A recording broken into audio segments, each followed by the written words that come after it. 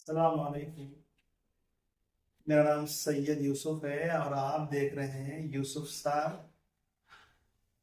YouTube channel या Braille study circle YouTube channel. ये YouTube channel SSC intermediate के content के अलावा ऑल कॉम्पिटिटिव एग्जाम्स के लिए मैथ्स और साइंस से रिलेटेड पूरे टॉपिक्स मेरे यूट्यूब चैनल में मिलने वाले। आज जो वीडियो बना रहा हूं मैं वो है जो है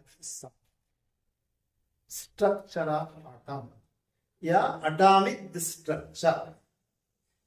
ये तेलंगाना, आंध्र प्रदेश और महाराष्ट्र के 10th क्लास के सिलेबस से रिलेटेड। और टेट, चाहे वो सीटेट हो, चाहे वो टीजी टेट पेपर 2 हो, पेपर 2 से रिलेटेड ये टॉपिक है फिजिकल साइंस। चाहे आप बायोलॉजिकल साइंस से रिलेटेड है या मैथ्स का बैकग्राउंड हो, दोनों के लिए भी फिजिकल साइंस पढ़ना। तो ये 10th और टेट दोनों के लिए भी यूजफुल है।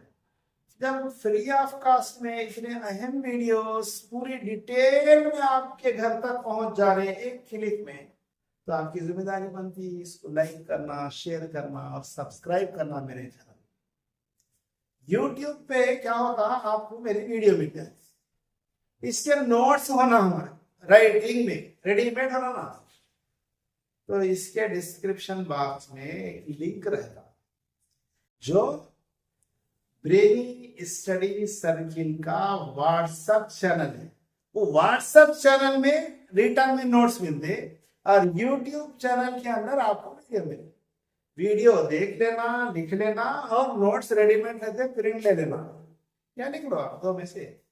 तो आप ज्यादा से ज्यादा लोगों को शेयर कीजिए, खुद देखिए, जो टेंथ से रिलेटेड है उनको भी बताइए, अपने दोस्त अहबाब, अपने बच्चे, रिश्तेदार। फिर जो टेट लिख रहे हैं उनको भी ये वीडियो शेयर कीजिए। आपके एक शेयर करने से उनका भी फायदा होगा, आपका भी फायदा। ओके, जो चैप्टर शुरू कर रहे हैं वो है जोहर की साख, एटॉमिक स्ट्रक्चर बोलो या स्ट्रक्चर ऑफ एटम बोलो, दोनों के माने भी सेम है। हम जो लास्ट क्लास में खत्म करे थे periodic classification, chemical bonding, unit 3 था, यूनिट 9 था। 9वें चैप्टर में 2 चैप्टर मिला के दे दिया था, तो 4 वीडियो में वो पूरे खत्म हो गए। आज हम 8वां यूनिट खत्म करने जा रहे हैं। तो इसमें एटॉमिक स्ट्रक्चर या स्ट्रक्चर ऑफ एटम दोनों के माने भी सेम है। जौहर की साख, जौहर किसे कहा जाता, जौहर की साख्त क्या है, जौहर में क्या पाया जाता, उसकी पूरी साख्त के बारे में जानकारी आज की तारीख में हासिल करने की कोशिश करेंगे। इससे पहले कि मैं ये चैप्टर शुरू करूं, आपको मैं एक एग्जाम्पल दे रहा हूं। एग्जाम्पल गौर से सुनिए। स्ट्रक्चर ऑफ एटम की जगह हम स्ट्रक्चर ऑफ पेन देख रहे हैं। पेन की साख्त क्या है? ये मेटल का बना हुआ है, ये पेन अंदरूनी जानिब हिस्सा है, ये बैरूनी कैप है। इसको मैं खोल दे रहा हूं। अंदर एक प्लास्टिक की फाइबर की रिफिल है, रिफिल में इंक भर दी गई है। इसके सामने निब है, निब का इब्तिदाई सरा जो फर्स्ट वन है वो है निब है, यानी एक छर्रा रहता। जब हम इसको लिखते हैं तो ग्रेविटी की बुनियाद पर, जमीन की कुव्वत तजाजुल की बुनियाद पर इंक नीचे आती, लिखने में मदद देती। ऐसा पकड़ के लिखना थोड़ा मुश्किल होता, इसलिए हम क्या करें, एक पाइप की तरह एक ये जो है पाइप है जिसके अंदर पिछला सरा बंद है ताकि रिफिल ना निकलने पाए। अब इसके अंदर इस तरह ये रिफिल को हम अटैच कर लिए, लेकिन लिखने के दौरान क्या होता, ये लूज रहने की वजह से बाहर निकलती है। बाहर नहीं निकलना बोले तो क्या करना, इस तरह ये लगा दिए। ये लगा के अब हमें इसको लिखने में सहूलत होती, पकड़ने में ग्रिप रहती, स्लिप भी नहीं होता। जब लिखना खत्म हो जाए तो ये डस्ट इसके ऊपर नहीं पड़ना, तो डस्ट से महफूज रहने के लिए इस तरह ये कैप लगा दिए।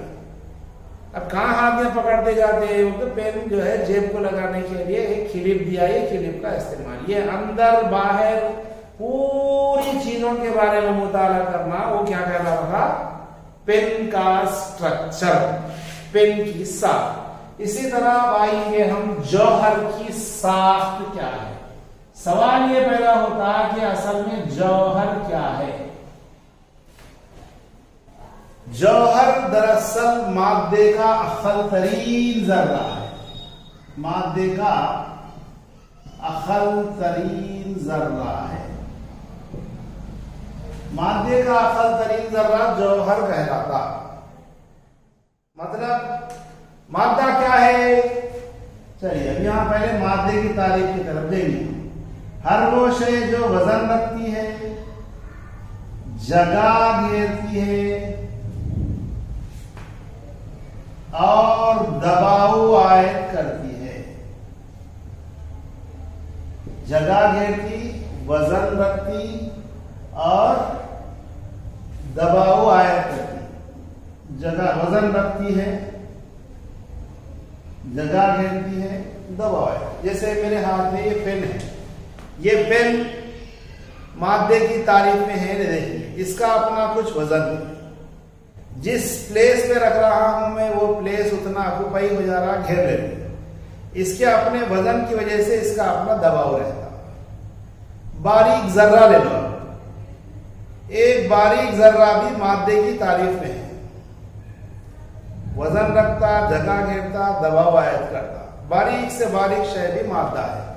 कायनात में तकरीबन हर शय मादा है। इंसान है, डस्टर है, बोर्ड है, फोन है, किताब है, टेबल है, चेयर है, घर है, ये जमीन है, ये सब के सब चीजें मादे की तारीफ में आती है। वजन रखना, जगह घेरना, दबाव आयत करना, तीन सिफात इसमें है, वो मादा है। मादा तीन हालत में पाया जाता, ठोस, माया और गैस। ठोस पत्थर है, चॉकलेट तो नहीं मगर पत्थर है, लकड़ी है, ये सब ठोस है। पेन है, किताब है, चेयर है, टेबल है, ठोस मादा। माया में पानी है, दूध है, गैस का तेल है, मीठा तेल है, वगैरह वगैरह, पेट्रोल है, डीजल है। गैसेस में हाइड्रोजन गैस, नाइट्रोजन गैस, ये सब मादा है।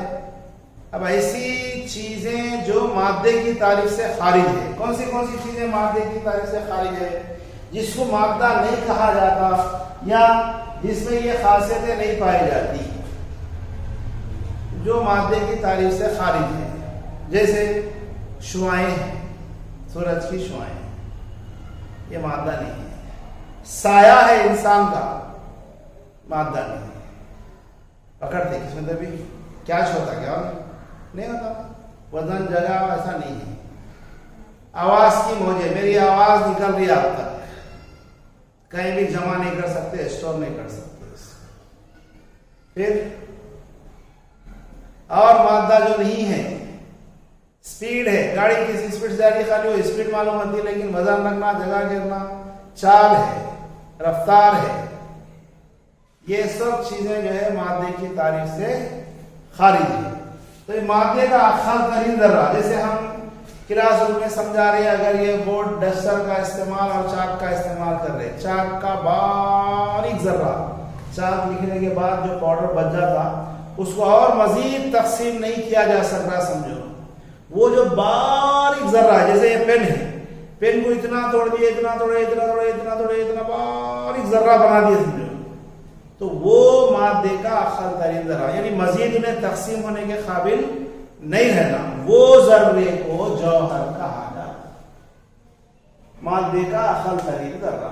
फॉर एग्जाम्पल चाक लिए, चाक कितना बड़ा रहता है, लिख के क्या कर रहे हैं, लिखने के बाद पाउडर हो जा रहा है, वो पाउडर में का वो एक जो जर्रा है जिसको मजीद तकसीम नहीं किया जा सकता, उसको जौहर बोलेंगे।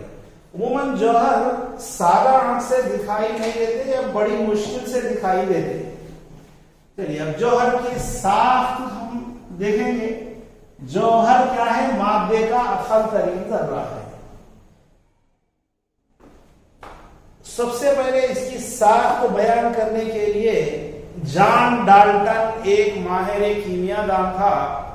1808 ईस्वी में जॉन डाल्टन एक माहिर कीमियादान था। इसने जौहर की साख्त पेश करने के लिए सबसे पहले कोशिश की। जॉन डाल्टन के मुताबिक मादे का अखल तरीन जर्रा, मादे का अखल तरीन जर्रा जौहर कहलाता। जौहर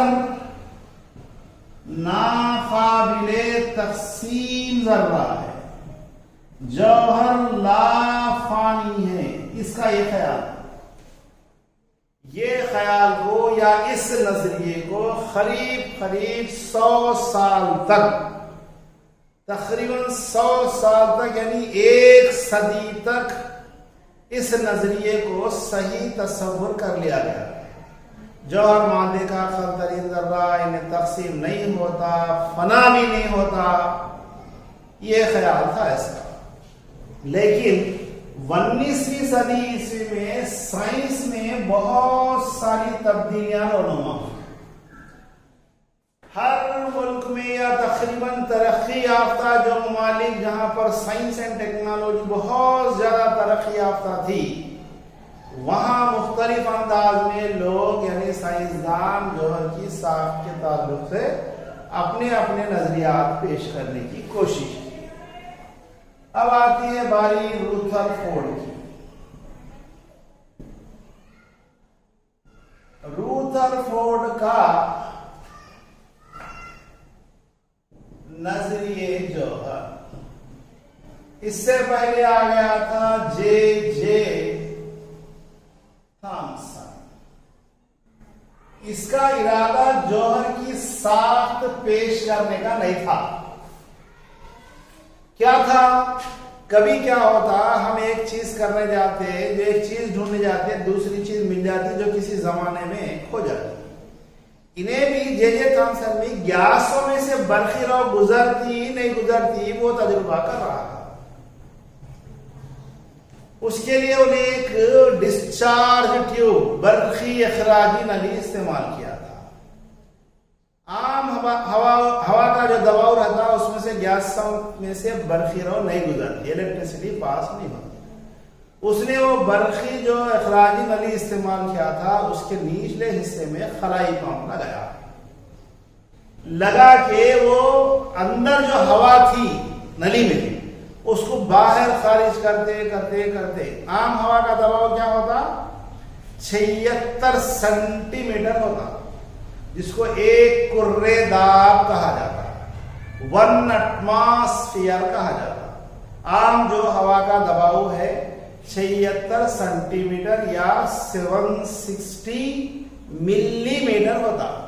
इस दबाव के तहत गैसों में से बरखी रौ नहीं गुजरती। तो उसने क्या किया? बरखी रौ नहीं गुजर रही बल्कि खलाई पंप लगा के, पंप 2 तरह का होता है। हम टायरों में हवा भरते, वो हवा भरने वाला है। हम तजुर्बे खाने में जो इस्तेमाल कर रहे हो खलाई पंप इस किसी ट्यूब के अंदर पाई जाने वाली पूरी हवा को बाहर खारिज कर, हवा खारिज कर कर करके उसके अंदर दबाव रखा उन्हें 0.01 सेंटीमीटर। जब ये दबाव पर आ गया, हवा का दबाव इतना है, तब क्या हुआ? मनफी बरखीरे से कुछ शुआएं निकलकर मुस्बित बरखीरे की सिमत जाए। उसके लिए उन्हें इस तरह एक डिस्चार्ज ट्यूब इस्तेमाल करा। ये एक बरखीरा मनफी, एक मुस्बित बरखीरा, और यहां लगाया खलाई पंप, हवा खारिज कर रहे थे। ओके, तो मनफी बरखीरे से कुछ शुआएं निकलकर मुस्बित बरखीरे की सिमत हरकत करती हुई महसूस हुई। अब बाद में इसका नाम इन्हें क्या करा? इलेक्ट्रॉन रखा। पहले तो कैनाल रेस, नहरी शुआएं रख दिया। जब इन शुआओं के खवास का मुताला किया तो वहां क्या हुआ, ये जर्रात मनफी बरखी बार वाले जर्रात पर मुश्तमिल थे, इस लिहाज से इनका नाम मनफी शुआएं रखा, और वो जो जर्रात है उसका नाम इलेक्ट्रॉन बाद में रखा। तो इसके तजुर्बे में हुआ क्या, वो तो एक फोटोग्राफिक प्लेट रखा था, वहां ये सब हुआ। असल उसका नजरिया था गैसों में से बरखी रौ गुजरती कि नहीं गुजरती। वो फोटोग्राफिक प्लेट पे जो एक्सरे हासिल हुए थे वहां क्या मालूम हुआ, बोले तो अरे कुछ बारीक जर्रात है जिसके मनफी बरखी बार है, बाद में उसको दूसरा क्या करे, इलेक्ट्रॉन का नाम दिए। यहां से साइंस की जो पुराना नजरिया था जौहर की साख के ताल्लुक से ये गलत साबित होगा जान डालकर। यानी उसमें उन्होंने क्या बताया, मतलब जौहर काबिल तकसीम जर्रा है, उसमें एक इलेक्ट्रॉन पाया जाता। बाद में क्या हुआ, मुख्तलिफ साइंसदान क्या क्या दरियाफ्त करे, इलेक्ट्रॉन, प्रोटॉन, न्यूट्रॉन।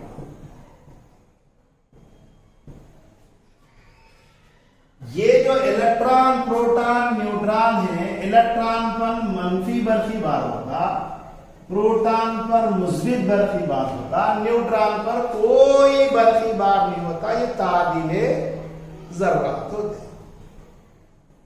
इनको जौहर के बुनियादी जर्रात का नाम दिया गया, फंडामेंटल पार्टिकल ऑफ एटम, बुनियादी जर्रात या ज़ैली जर्रात।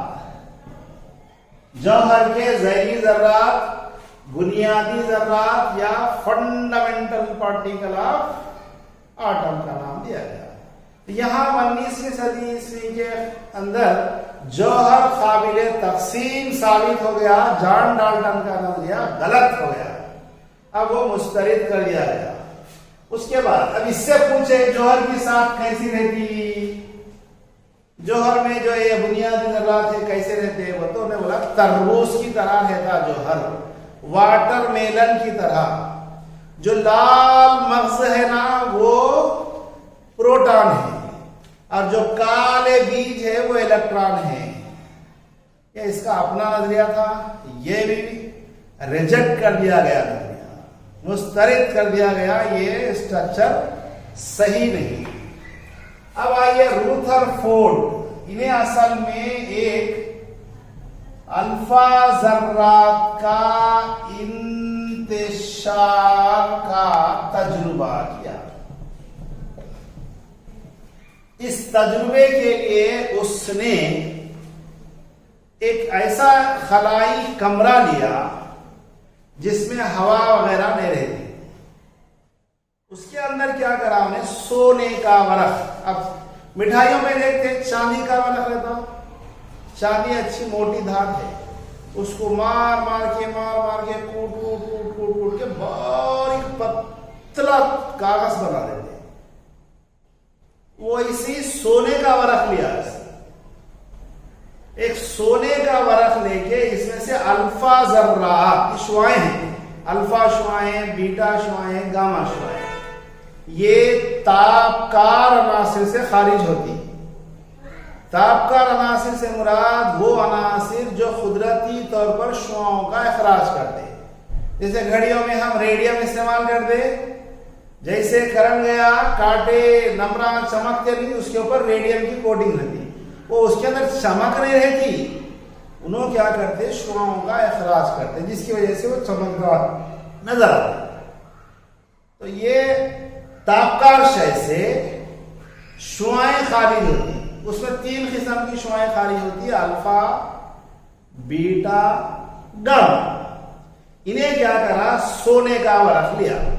सोने का वरख लिया का मतलब ये जो चांदी या सोना है वो मादा है, मादे को कट करके बारीक जो है पीसेस में तकसीम कर दिए, पत्थर, यानी एक जो है पतला कागज की तरह बना दिया, मजीद तकसीम नहीं होता। दूसरे मानों में वो जौहर की तारीफ में आ गया, अब मजीद इन्हें तकसीम नहीं होता, इससे बारीक करे टूट जाता, फना हो जाता।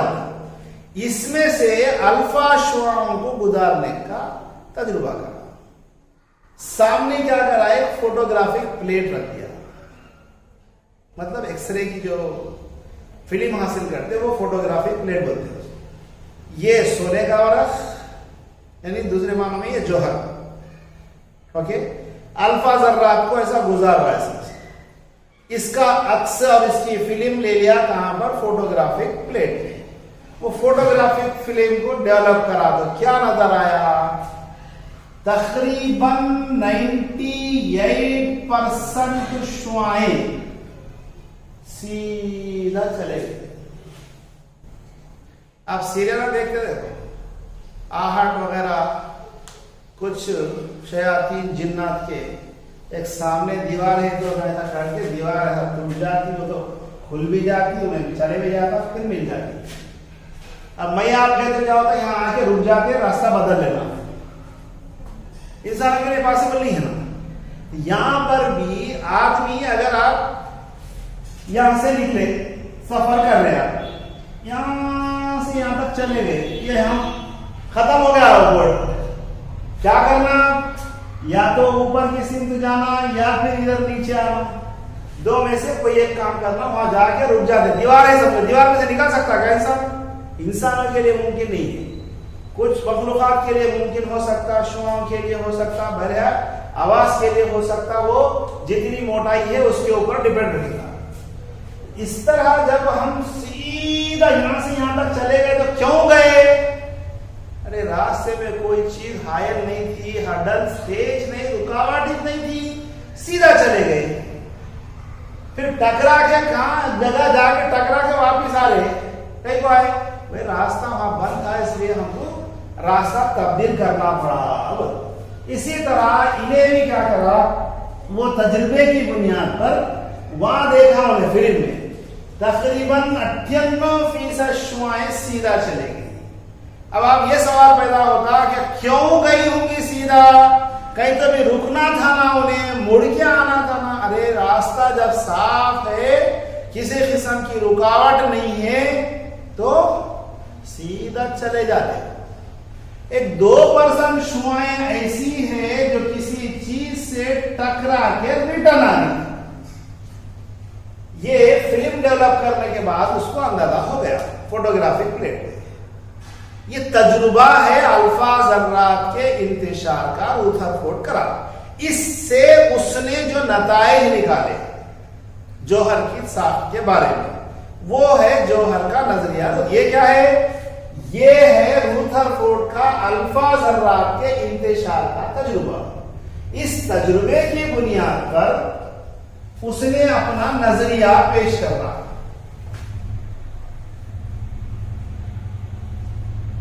जौहर में ज्यादातर खला पाई जाती है, यानी खोखला हिस्सा पाया जाता, खाली हिस्सा पाया जाता, तकरीबन खाली हिस्सा पाया जाता। ये पहला पॉइंट रुदरफोर्ड का है। समझ में आ रही ना बात, किस वो तजुर्बे की बुनियाद पर ये नतीजे पर पहुंचा। ये नतीजा रुदरफोर्ड का नजरिया जौहर का है। जौहर में ज्यादातर खला पाई जाती, जौहर की जो कमियत है, कमियत में वजन, उसकी कमियत, जौहर की कमियत उसके मरकजी हिस्से की वजह से होती। ये मरकजे में कौन होते वो तो पूछे तो बोला उन्होंने, मरकजे में प्रोटॉन और न्यूट्रॉन पाए जाते हैं। यहां जो 2% वापिस आई थी इनकी शुआएं, रास्ते में इन्हें मिले थे, कौन, मरकजा मिला था। तो वो जो शुआएं थी, ऐसा रास्ता कुछ भी नहीं था, साफ था, चले गए। कुछ शुआएं यहां टकरा के वापिस आई, तो उससे नतीजा क्या निकाला, वो तो बीच में कोई एक शय सख्त है जिसमें से शुआएं नहीं गुजर सकती, उसका नाम ने न्यूक्लियस रखा, मरकजा। मरकजे में कौन कौन पाए जाते, प्रोटॉन और न्यूट्रॉन पाए जाते। मरकजे में प्रोटॉन और न्यूट्रॉन पाए जाते। इससे ये नतीजा निकाला कि मरकजे में प्रोटॉन न्यूट्रॉन होते और इसके मरकजी हिस्से की वजह से जो जौहर वजन रहता, वो सख्त शय को मरकजा कहा गया। फिर ये बोला ये मरकजे के अतराफ इलेक्ट्रॉन गर्दिश करते रहते नहीं, गर्दिश करते रहते नहीं। ये नजरिया इन्हें पेश करा। क्या होता मालूम, आपको कुछ मर्द दिए समझो भाई, आप ये चैप्टर के 4 सवाल याद कर लेके आओ, पढ़ के याद कर लेके आओ। फिर क्या करना, आपको याद हो गया, टीचर को सुनाना। आपसे बड़े टीचर रहते, टीचर को सुनाना बोलता आप जो पढ़ के आए, जो याद करके आए, उसके अंदर गलतियां निकालना और उसकी इस्लाह करना टीचर का काम है। ये उस्ताद शागिर्द का रिश्ता है। इन्हें साइंसदान है, इतनी पूरी कोशिश कराए, तकरीबन 95% तक इन्हें कामयाब होगा। अब इनकी भी एक कॉन्फ्रेंस होती, पूरे जजेस बैठते, बोलते इससे बड़े साइंसदान बैठते, जो लोग भी रिसर्च करे जूनियर साइंटिस्ट, वो कॉन्फ्रेंस में आके अपने पूरे तजुर्बात, अपने ख्यालात, अपने नजरियात पेश करते। उन्हें पूरा गौर से सुन के क्या करते, कुछ सवालात इनसे पूछते। इनका काम क्या रहता, तशफ़ी बख्श जवाब देना, सेटिस्फाई करना जजेस को। इससे भी एक सवाल पूछे, ठीक है, जौहर में ज्यादातर खला पाई जाती, ओके। जौहर की कमियां मरकजी हिस्से की वजह से होती है, ओके। जौहर के मरकजे में प्रोटॉन न्यूट्रॉन होते हैं, ये भी ओके। ये इशू बना, इशू नहीं बना, इसके ऊपर सवाल पूछे। सवाल क्या पूछे, खदीम मखनातीसी एक नजरिया है, खदीम मखनातीसी नजरिया है। वो नजरिए के मुताबिक ये सपोज एक मनफी बर्फी बार है, कोई भी बार रखने वाला जर्रा, कोई भी बार, मुस्बित बार हो सकता, मनफी बार हो सकता, ओके। कोई भी बार रखने वाला जर्रा जब दायरवी हरकत करता है, जब कोई बार रखने वाला जर्रा दायरवी हरकत करता है, तो ये मुसलसिल और बतदरीज तवानाई का इखराज करता, या तो मुस्बित बरखी बार होगा या मनफी बरखी बार। ये खदीम मखनातीसी नजरिया है। इन्हें बोला इलेक्ट्रॉन मरकजे के अतराफ गर्दिश करते बोला, तो मरकजा मुस्बित बरखी बार होगा, इलेक्ट्रॉन मनफी बरखी बार वाले, ये इलेक्ट्रॉन गर्दिश कर रहे ना। इससे रिलेटेड सवाल पूछा गया, कोई भी बार रखने वाला जर्रा जब दायमी गर्दिश करता तो मुसलसिल और बतदरीज कंटिन्यूअस तवानाई खारिज होते थे। जब उसकी तवानाई खारिज होती तो क्या होता, ये जर्रा और मरकजे का दरमियानी फासला घटता जाता। अब तवानाई खारिज हुई, मरकजे करीब और करीब और करीब, तो उससे पूछे एक वक्त ऐसा आता ये जर्रा मरकजे में दाखिल हो जाता, ऐसा हुआ तो ये जौहर कोलैप्स हो सकता। ये सवाल पूछे उसने। इसका काम क्या था, इसका जवाब देना था, लेकिन इन्हें जवाब नहीं दिया। नहीं दिया तो ये नजरिया फेल हो गया। सब खराब अभी चल रहा है। एक इलेक्ट्रॉनी गर्दिश, उन्हें जो बोल रहा कुछ हद तक वो बात सही है। क्या करना, 5 रुपए का घड़ा हंडी खरीदे तो ठोक ठोक के देखते अच्छा है कि फुट्टा है कि। ये तो पूरी कायनात में पेश किया जाने वाला नजरिया है। हर लिहाज से उसके जो है आउटकम्स और उसकी चीजों की मेरिट डीमेरिट सबका मुशाहिदा करके सामने दुनिया वालों के सामने पेश करते। इसका काम था जवाब देना, जवाब नहीं दिया इसलिए फेल हो गया। इसकी खामी क्या है, रूथरफोर्ड का नजरिया इलेक्ट्रॉनी गर्दिश को समझाने से खासियत था। इलेक्ट्रॉन की गर्दिश कैसा होती पूछे तो ये उन्हें नहीं समझा सका। बोला इलेक्ट्रॉन मरकजे के अतराफ गर्दिश करते, कैसा करते, ऐसा हुआ तो ऐसा होता ना, ऐसा हुआ तो फिर तेरे पास जवाब क्या है, पूछे। जवाब नहीं दिया, इसलिए फेल हो गया। कहावत सुने आप, अगला गिरा पिछला होशियार बोलते। यहां पर भी ऐसे ही हुआ। रूथरफोर्ड का नजरिया क्यों नाकाम हुआ? इलेक्ट्रॉनिक गर्दिश को नहीं समझा सका, इसकी खामी थी। अगला गिरा पिछला होशियार, मैं 1000 ऊंट होकर लेके गिर गया, मेरे पीछे 2 लोग आए, अरे कहीं को गिरा रहे बोले, सामने बड़ा पत्थर है भाई, उन्हें देख के नहीं चला था इसलिए गिर गया। पीछे वाले होशियार हो जाते ना। इनो भी रूथरफोर्ड सामने था, उसके बाद आया नील्स बोर। ये नील्स बोहर बोलो, ऐसा लिखो बोहर, नील्स बोर, नील्स घोर, कैसा भी बवाहिर, ये उर्दू ट्रांसलेशन है, कैसा भी लिखे तो ये प्रॉपर नाउन में ग्रामर की गलती नहीं देखी जाती। और ऊपर से सोने पे सुहागा, ये उर्दू में लिख रहे हैं। इंग्लिश में भी इधर का उधर, उधर का उधर, अगर स्पेलिंग मिस्टेक हो गई तो भी कुछ भी फर्क नहीं पड़ता प्रॉपर नाउन के लिए। अब उसका ट्रांसलेशन हम उर्दू में कर रहे हैं, तो इसके सामने ये नील्स बोर का नजरिए जोहर, नील्स बोर, इन्हें जोहर की साख पेश करने की कोशिश करा।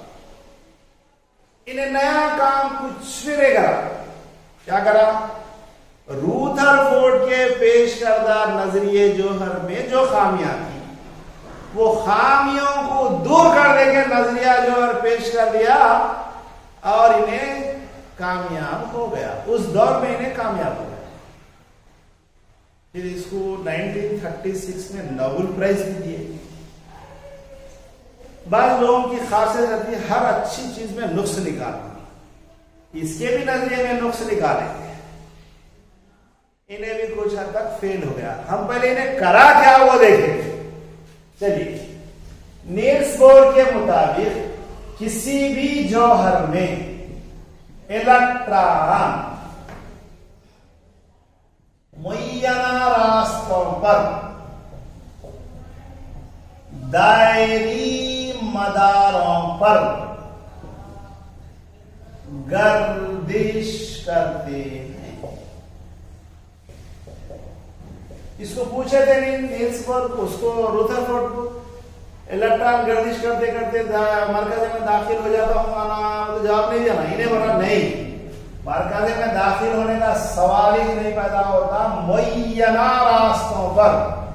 अब ये एक बेंच है, बेंच पे आप क्लास में बिठाते, एक बच्चे को यहाँ बैठो बोले, दूसरे बच्चे को यहाँ बैठो बोले, ये बच्चे को यहाँ बैठो। कौन से रूम में? रूम नंबर 4 में बैठना 10th क्लास के बच्चे बोले। उन्हें 10th क्लास के बच्चे रूम नंबर 4 में जाते, हाइट वाइज बिठाए, जिसको जहां बिठाए वही बैठता।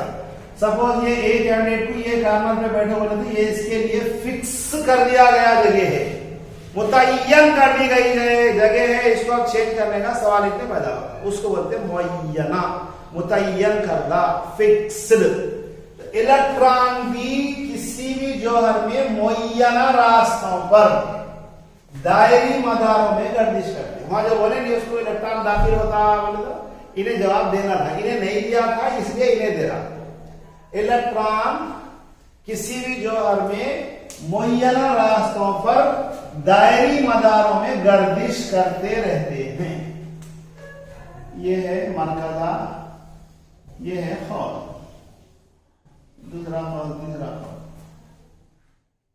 जो खौल मरकजे के करीब होता उसकी तवानाई कम होती। जैसे जैसे हम मरकजे से दूर होते जाते वैसे वैसे खौलों की जसामत बढ़ती, तवानाई की हालत भी बढ़ती। ओके, अब यहां दूसरा पॉइंट, जब इलेक्ट्रॉन ये कम तवानाई वाला खौल है, ये ज्यादा तवानाई वाला खौल है, और ज्यादा तवानाई और ज्यादा तवानाई, जब इलेक्ट्रॉन जायद तवानाई वाले खौल से कम तवानाई वाले खौल पर, खौल बोलो या मदार बोलो, जायद तवानाई वाले खौल से कम तवानाई वाले खौल पर जस्त लगाता है, कूदता है, दाखिल होता, मुंतकिल होता, जंप लगाता, सबके माने जब इलेक्ट्रॉन जायद तवानाई वाले मदार से कम तवानाई वाले मदार पर जस्त लगा रहा, तब जायद तवानाई रोशनी की शक्ल में खारिज होती। कैसा? हमारे पास 10th क्लास में बैठना बच्चा होता, मिनिमम एज 14 साल, 9th क्लास में बैठना 14 प्लस में होना 10th में, 9th में आना मतलब क्या करना 13 प्लस करना, ये उसूल है। अब भाई उसको 9th में डालना चाह रहे तो आप एज क्या होना 13 प्लस। एक बच्चा 9th में है 13 प्लस एज है, उसको आप 10th में डालना चाह रहे हो तो एज बढ़ाना, सेम इसी तरह क्यों 14 प्लस में होना। जायद तवानाई वाले मदार से इलेक्ट्रॉन कम तवानाई, बोलते ये तवानाई ज्यादा है, ये तवानाई कम है, तो जो ज्यादा तवानाई होगी नहीं रोशनी की शक्ल में खारिज रहती है। इसी तरह जब इलेक्ट्रॉन कम तवानाई वाले मदार से जायद तवानाई वाले मदार में मुंतकिल होता, जस्त लगाता, जंप करता, तब तवानाई जज्ब होती, तवानाई जज्ब होती।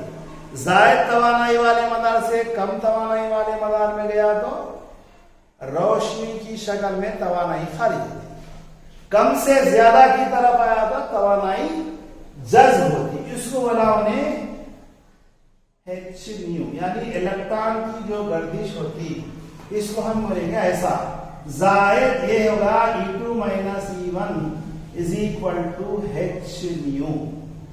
E2 क्या है? जायद तवानाई वाला मदार, E1 है कम तवानाई वाला मदार, या इसको बोलेंगे बैरूनी मदार, और ये है अंदरूनी मदार। ये H प्लांक का मुस्तकिल, मैक्स प्लांक एक जो है साइंसदान, उसके मुस्तकिल को H से जाहिर है, और ये है न्यू। जब आप बुक में देखें तो V लिखता, ये डीटीपी की गलती है, असल में ये न्यू है। न्यू मतलब नया नहीं, ये ग्रीक वर्ड है, लातीनी वर्ड है। ईशा का ताद्दुद रोशनी का ताद्दुद है, ईशा का ताद्दुद बोलो या रोशनी का ताद्दुद। जायद तवानाई वाले मदार से कम तवानाई वाले मदार में दाखिल होता है तो रोशनी की शक्ल में तवानाई खारिज। इसी तरह जब कम तवानाई वाले खौल से जायद तवानाई वाले खौल में लगाता है जज्ब, तो तवानाई जज्ब होती, माइनस से जाहिर है। और इलेक्ट्रॉन जिस मदार पे गर्दिश करता, उस मदार की तवानाई ना तो कम होती ना ज्यादा होती। इलेक्ट्रॉन जिस मदार पे गर्दिश कर रहा, जिस खौल पे गर्दिश कर रहा, उसकी तवानाई ना तो ज्यादा होती और ना कम होती, बल्कि मुस्तकिल रहती, इसलिए उसको बोलते हैं मुस्तकिल खौल या साकिन मदार, स्टेशनरी ऑर्बिट। ये नजरिया पेश कराए रुदरफोर्ड। ओके, खत्म हो गया। ये नजरिया सक्सेस होगा उस दौर में।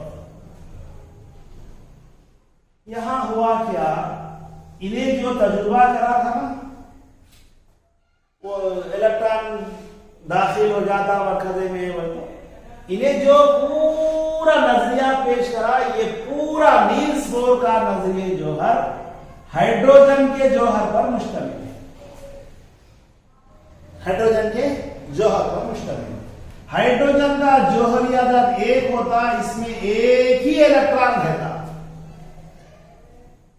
ये पूरा नजरिया हाइड्रोजन के जौहर पर मुश्तमिल है। ये हाइड्रोजन के जौहर की हद तक ये नजरिया 100% सादिक हो सकता था, बट जो लोग खामियां निकाले वो खामियां क्या है? हाइड्रोजन के नजदीक ओके सही है। जब एक इलेक्ट्रॉन को खारिज करे तो ऐसा बारीक रोशनी की लकीर हासिल होगी। ये रोशनी की जो लकीर होगी उसको बोलते हैं लकीरी तैफ। तैफ बोलते हैं रोशनी की पट्टी को। जब एक इलेक्ट्रॉन खारिज करे हम, लाजिम बात है तवानाई बहुत कम मिकदार में खारिज होंगी, उससे बारीक लकीर हासिल हुई। ये लकीरी तैफ की तशरीह ने कर सका कौन? नील बोर का नजरिया। अब खामियां निकालने वाले क्या करें मालूम है? क्यों हाइड्रोजन का जौहर लेना, क्यों एक इलेक्ट्रॉन खारिज करना, ज्यादा वजनी अनासिर लेके देखेंगे, उसके लिए भी सादिक होना ना भाई, ये यूनिवर्सल ट्रुथ है, ये पूरा नजरिया हो। तो लोग क्या करें? जायद वजनी अनासिर लिए बजाय एक इलेक्ट्रॉन के 2-3 इलेक्ट्रॉन खारिज करके देखे, उससे क्या हो गया बोले तो ऐसा रोशनी की एक बड़ी पट्टी हासिल हुई, बैंड स्पेक्ट्रम बोलेंगे। बैंड स्पेक्ट्रम को इसका नजरिया साबित नहीं कर सका, इसके लिए सादिक नहीं आया। एक गलती, पहली गलती पूरा नजरिया हाइड्रोजन के जौहर पे मुश्तमिल है। दूसरा, जब वजनी अनासिर लेकर एक से ज्यादा इलेक्ट्रॉन खारिज करे तो यहां जो बैंड स्पेक्ट्रम हासिल हुआ, रोशनी जत्थों की शक्ल में जब खारिज हुई, रोशनी की एक पट्टी हासिल हुई, तो उसकी इन्हें तशरीह नहीं कर सका। ये जो लकीरी तैफ हासिल हुआ ना, इसको क्या तैफ की पैमाइश के लिए तैफ पैमाइश इस्तेमाल करते हैं, स्पेक्ट्रोमीटर। तैफ की पैमाइश करने के लिए, उसकी जांच के लिए जो आला इस्तेमाल किया जाता उसे कहा जाता है स्पेक्ट्रोमीटर। ये लकीरी तैफ को क्या करे? स्पेक्ट्रोमीटर के अंदर रख के देखिए, तो ये जो लकीरी तैफ है मजीद बारीक लकीरों में मुनक़सिम हो गया था स्पेक्ट्रोमीटर। वो लकीरी तैफ की बारीक लकीरों की भी तशरीह नहीं कर सका, ये इसके खामियां हैं।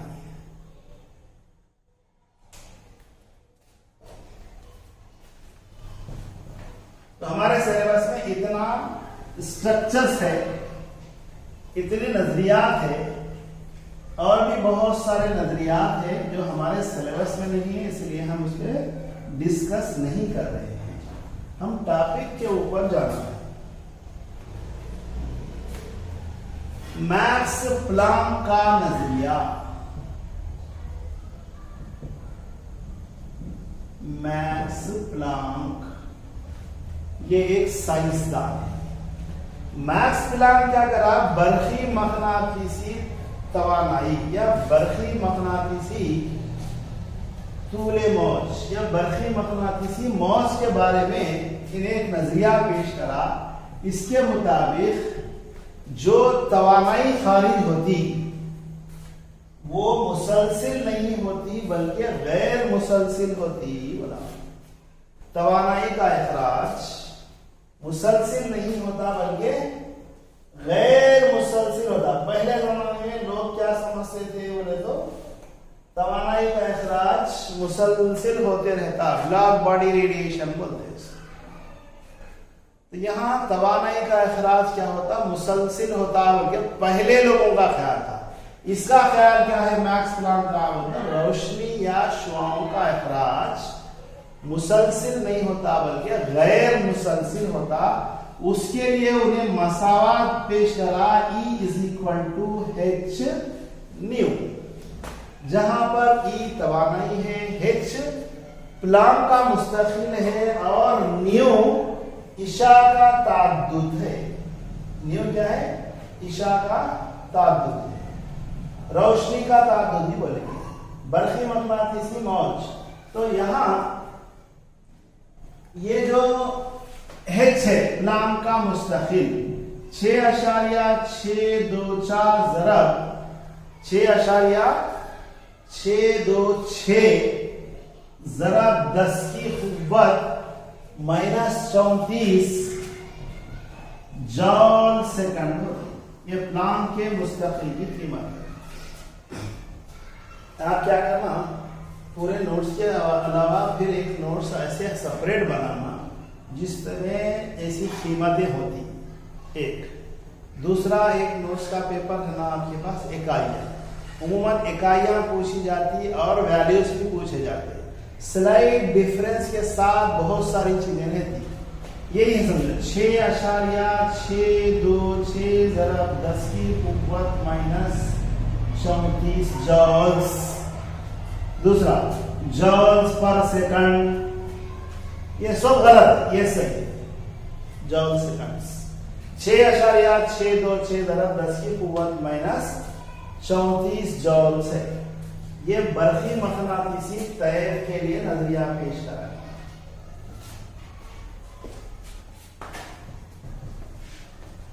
मौजी नजरिया, पानी पर बनने वाली मौजें, रोशनी की मौजें, इसी तरह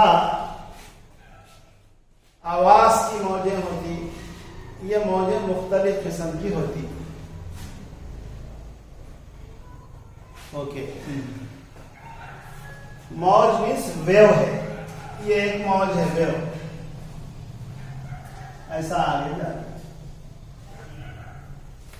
पानी पर बनने वाली मौज है, समझो वेव है। वास्ता मीन्स मीडियम, या मीडियम क्या है, पानी, वाटर। ओके, पानी पे अगर हम पत्थर डाले, पानी के अंदर साकिन पानी, ठहरा हुआ पानी, पत्थर डाले, ऐसा पानी ऊपर आके, अब वो जैसा जो है पानी की मिकदार रहेगी वैसे मौज पैदा होती आगे जाके, ऐसी मौज है। ये पानी की मौज है। पानी का तो क्या है, वास्ता है, मीडियम, जहां वास्ते के जर्रात की हरकत आजम तरीन होती, मैक्सिमम होती, उसको बोलेंगे फराज। क्रस्ट, जहां वास्ते के जर्रात की हरकत अक्सर तरीन होती, मिनिमम होती, ट्रफ, नशे। जहां वास्ते के जर्रात की हरकत आजम तरीन, हाईएस्ट पीक में चले जा रहा है, उसको बोलेंगे फराज, क्रस्ट। नीचे की जानिब गया, उसको बोलेंगे ट्रफ, नशे। ये भी फराज है, ये भी फराज है। तो ये दो फराजों के बीच में और कोई फराज नहीं है। इन दोनों को बोलेंगे मुत्तसिला फराज, अटैच क्रस्ट, अटैच ट्रफ्स। यहां अटैच में है, जैसे हम अटैच लैट्रिन बाथरूम बोलते हैं, वो बेडरूम को अटैच में रहता, बाहर जाने की जरूरत नहीं रहती। यहां पर भी ये दोनों के बीच में और कोई सा भी क्रस्ट यानी फराज नहीं है, इसको बोलेंगे दो मुत्तसिला फराज, कॉन्सिक्वेंट ट्रफ बोलेंगे। ये कॉन्सिक्वेंट, ये क्रस्ट है, ये ट्रफ है, ये फराज है, ये नशे। दो मुत्तसिला फराजों का दरमियानी फासला तूले मौज कहलाता, जिसे लैम्डा से जाहिर करते। ये याद रखना, दो मुत्तसिला फराजों का दरमियानी फासला तूले मौज, वेवलेंथ कहलाता, या दो मुत्तसिला नशेबों का दरमियान, ये क्रस्ट है, ये ट्रफ्स है, इसको भी तूले मौज लैम्डा, ग्रीक वर्ड से लैम्डा से जाहिर करते। दो मुत्तसिला फराजों या दो मुत्तसिला नशेबों का दरमियानी फासला। अब जैसे हम यहां देखें, ताद्दुद क्या है, फ्रीक्वेंसी।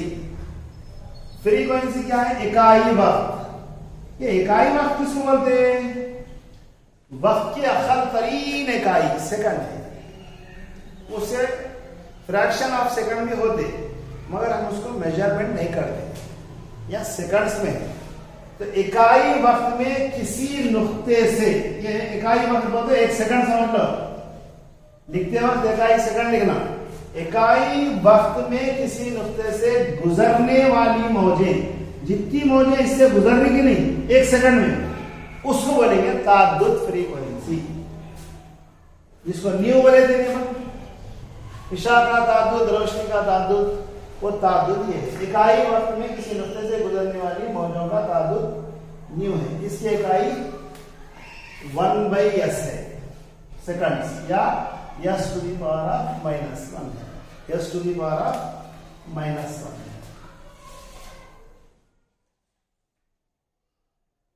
इसके अंदर और एक भी याद रखो, क्यूप्रिक क्लोराइड को जला रहे समझो, ये बिट्स याद रखना, ये एक्सपेरिमेंट करने के रहते हैं सब। क्यूप्रिक क्लोराइड को जब जला रहे तो उसका जो शोला या फ्लेम रहता, क्यूप्रिक क्लोराइड, इसका जो शोला रहता उस कलर क्या होता उसका। दूसरा सवाल, स्ट्रॉन्शियम क्लोराइड को जलाए तो उसका एक शोला रहता, उसका कलर क्या है।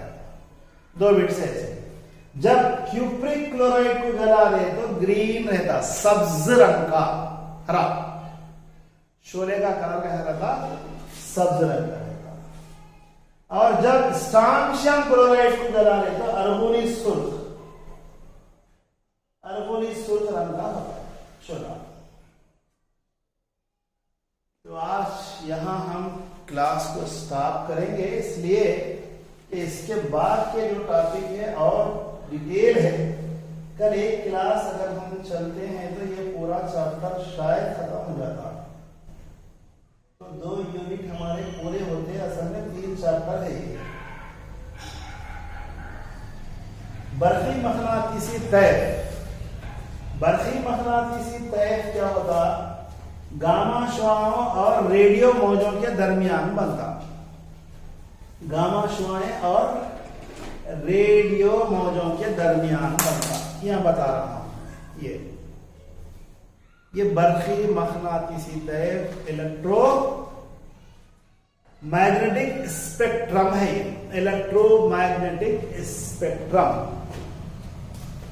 यहां से यहां तक पूरा तैफ है, बट इतना हिस्सा वायलेट टू रेड हम आपको दिखता है, यह विजिबल है। इंसानी आंख को जो सादा आंख से देख सकता है, ये विजिबल रेंज है। यह विजिबल रेंज ही 400 mm से 700 mm के दरमियान रहता। ये रेड के तरफ चले गए तो आगे बढ़ गए तो इसको इंफ्रारेड, जेरी सुर्ख बोलेंगे। वायलेट के ऊपर चले गए तो बालाए बनफशी बोलेंगे। अल्ट्रा वायलेट रेस, ये अल्ट्रा वायलेट भी नजर नहीं आते हमको, इंफ्रारेड भी नजर नहीं आता। रेड और वायलेट के दरमियान ये स्पेक्ट्रम विजिबल रहता। मरई तैफ बोलेंगे, विजिबल स्पेक्ट्रम हो तो सादा आंख से नजर आता। ये जैसे हम खौसे खजा देखते हैं रेनबो, वो भी एक स्पेक्ट्रम ही है, सादा आंख से नजर आता। 7 कलर्स होते हैं उसमें, विप जीआर बोलते हैं। जो रेनबो में कलर्स होते हैं उसको बोलेंगे विप जी या violet, indigo, blue, green, yellow, orange, red. 7 colour की पट्टियों से जो बनता वो तैफ है, स्पेक्ट्रम है, ये विजिबल है, सादा आंख से दिखता। वो है 7 कलर। व्हाइट रंग की जो रोशनी रहती वाटर ड्रॉप्स पे जब जाती अंदर तो 7 कलर्स में डिवाइड होती है, उसको बोलते हैं विप जीआर। वो सीक्वेंस वैसे ही याद रखना। ओके, और कुछ डाउट है? हम रोडों पे वो देखते स्ट्रीट लाइट्स, बास कैसे रहते, व्हाइट कलर की रोशनी रहती बास में जर्द रंग की पीली पीली रोशनी रहती। व्हाइट रोशनी तो आम देखते, बास जगह शो के लिए हम जर्द रंग की, पीले रंग की रोशनी देखते।